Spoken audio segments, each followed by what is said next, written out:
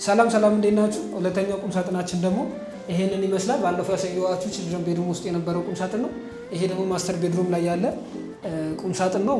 በሩን የሰራ ነው በውድ ቦርድ ነው። ውድ ቦርድ ማለት ውስጡ እንጨት የሆነ ማቴሪያል ነው።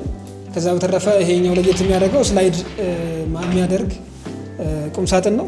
እንደምታዩት ሼልፎች አሉት። ከዛ በተረፈ ከስራ አንዳንድ ነገሮችን የምናስቀምጥበት መሳቢያ አለው። ይሄም በተመሳሳይ ቁልፍ ይኖረዋል።